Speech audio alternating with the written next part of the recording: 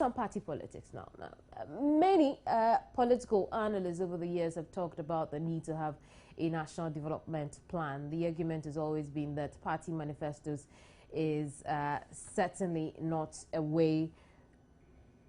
It's certainly not a way for a developing country like Ghana as far as economic growth is concerned. Now, we'll talk about development after the demise of Paul Victor Obeng, who was championing a national development plan here in this country. But like I said, let's talk about some party politics now. Ghana's main opposition, New Patriotic Party, will on 31st August hold special delegates congress to trim down the number of aspirants, hoping to lead the party from 7 to 5. The aspirants, you may know, include Nana Addo Akufo-Addo, the 2008-2012 presidential candidate from, and then Alan Kojo-Tramante, former minister, Francis Adai-Nimo, member of parliament for Mampong, Dr. Kofi Kunedu-Apreku, a former minister, and Stephen Asamoah-Boateng, a former minister also, Joe Gatti, the second deputy speaker of parliament and member of parliament for Esikado Ketan, and Kofi Osayameya, member of parliament for Isojamine.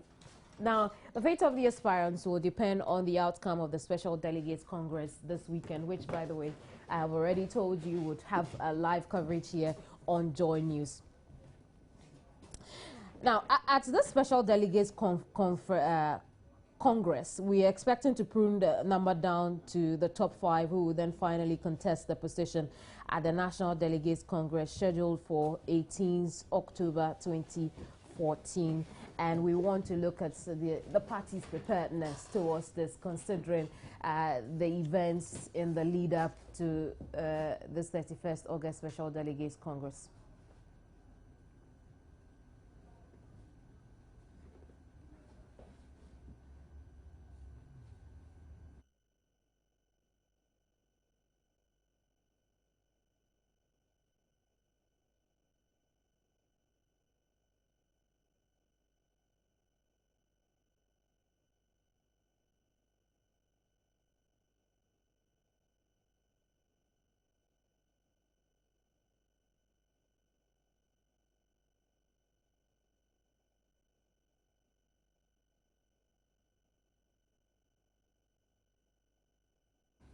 Kamal Dean Abdullahi is National Nasser Coordinator for the NPP, and we want to talk about your party over the next few minutes. You're welcome to the program.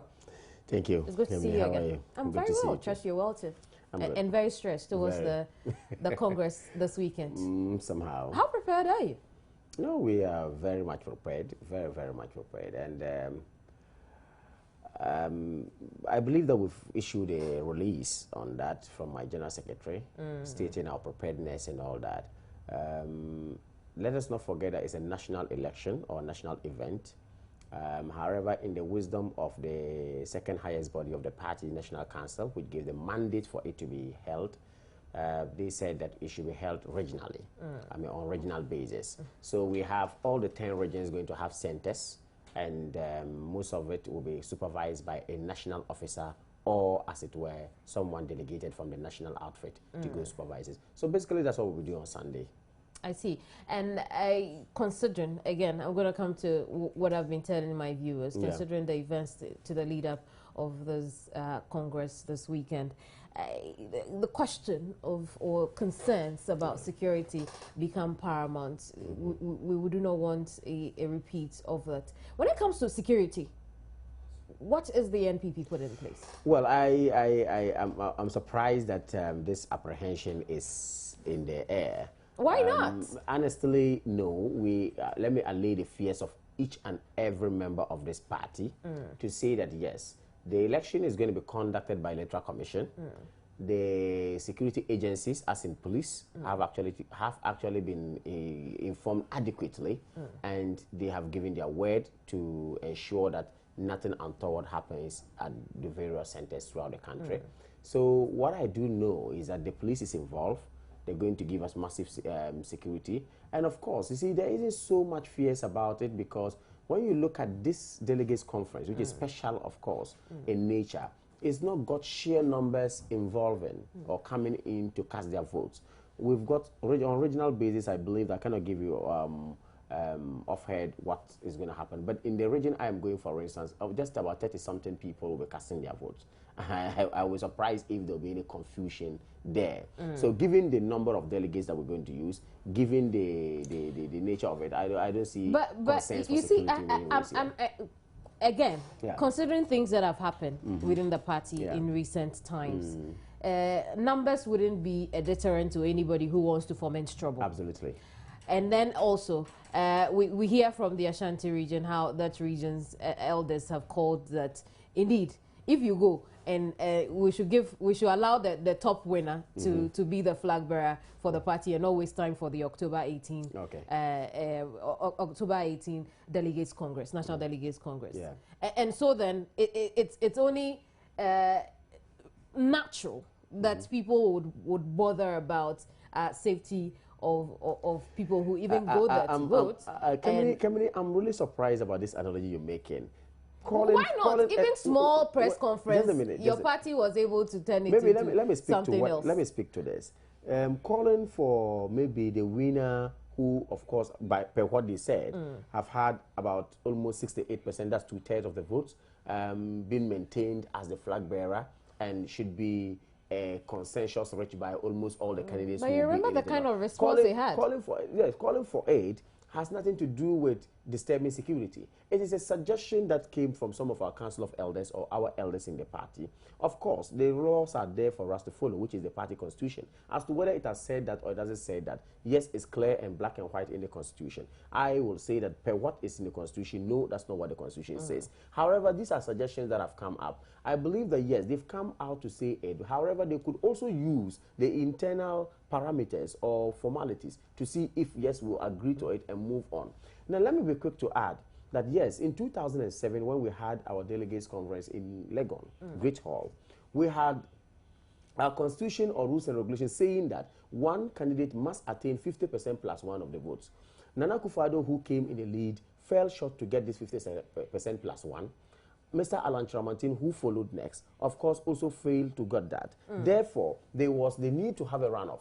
But this runoff couldn't come off because Mr. Alan Tramantin, who was at the center of it, said, no, I'm not interested in running again against Nana Akufo-Addo. So let Nana Akufo-Addo go. So we've had a similar incident, okay, somewhere in the past. So legitimately, they may have their consent to have made these suggestions. However, it is left for the candidates who are, of course, in the field or who are running for it, if at the end of the day, one of them polls such votes and they want to go it that way. Now, there's no constitutional provision which says that you must contest because you have failed. But if I say I am withdrawing, I am withdrawing. It's my right to say so. So this is only, I believe, this is just an appeal to some of the candidates. If they so wish to do that, fine.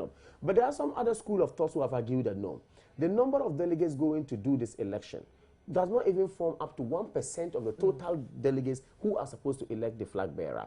Therefore, it is actually uncalled for us to say that immediately when someone gets 68 or 2/3 of this, then he should be allowed to go. It doesn't reflect the understanding of the masses on the ground. That's what some school of thought will say. Now, we'll get to that bridge and see how we're going to cross it anyway. But for security, I can assure you, the party will have it at heart, and nobody is going to foment trouble. This election is dear to us, and we are going to ensure that, inshallah, we want to believe that, because then it would sound as though those who went to foment trouble during the press conference did not have the party at heart.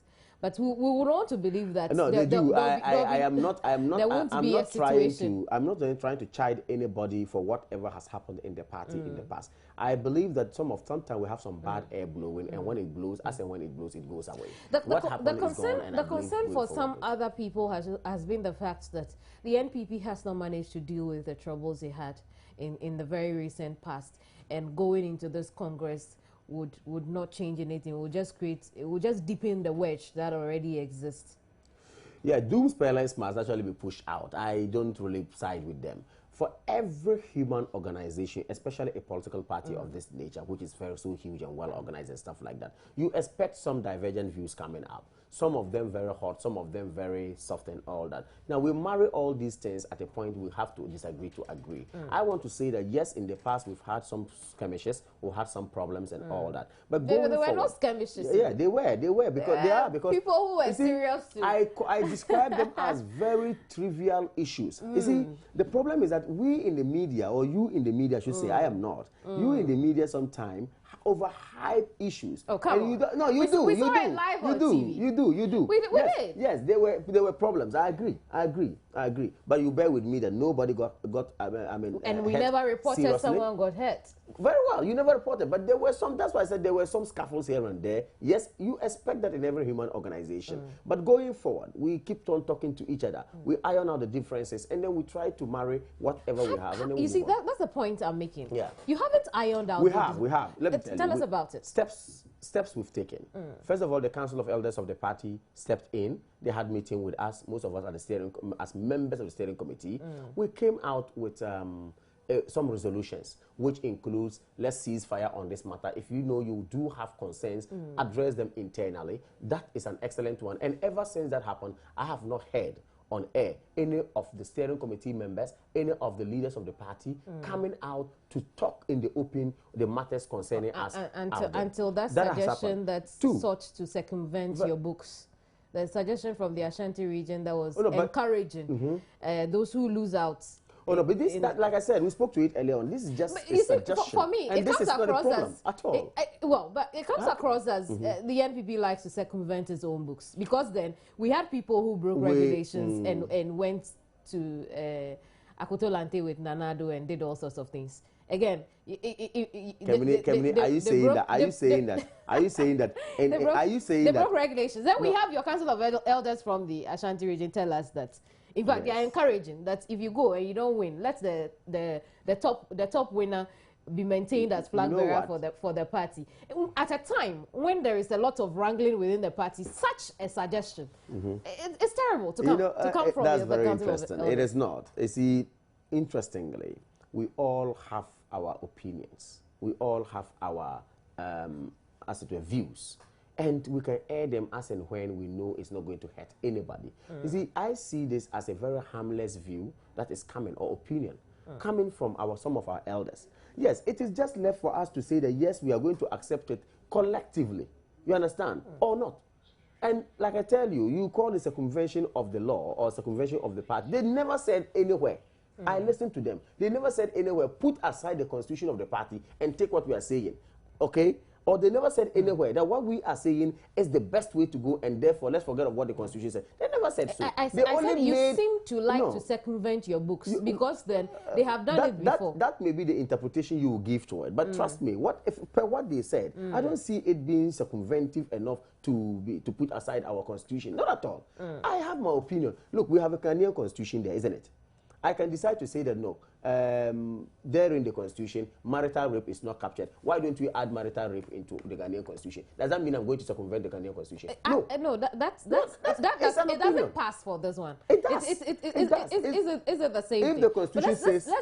Let's progress in the conversation. Okay. Let's progress. Okay. So we are having this regionally. Let's look at how the results would come up. How do we get a final result? Well, like I told you, the Electoral Commission is tasked to conduct the elections. And I believe that all the regional directors of election would be the presiding officers at the various centers. As and when election closes, we'll open polls at 8 a.m. And by 3 p.m. we are expected to have closed, the opening of voting. And of course, sorting will take place. After sorting, counting will take place, with the various candidates having their agents in place all over to witness whatever is going on. Then, as and when the counting is done, the declaration of the result will be done by the presiding officer from the EC. So it's just a normal election that we've been going through, and that's what is going to happen. So for me, I believe that if Upper West finishes, where I'm going to supervise anyway, I'll be in Upper West, I'll be in Wa.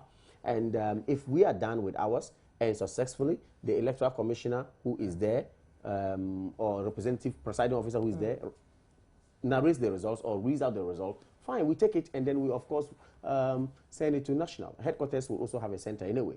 And all the information from the regions, various regions will be announced. And we are covering this live. But I'm curious about something. How much is this costing the party? I'm not in the financials of it, so I will not be in a position to speak to this matter. I see. That's fine. Thank you very much, Kamal. Thank you so much, Dean Abdullahi is National Nassau Coordinator for the New Patriotic Party. When I come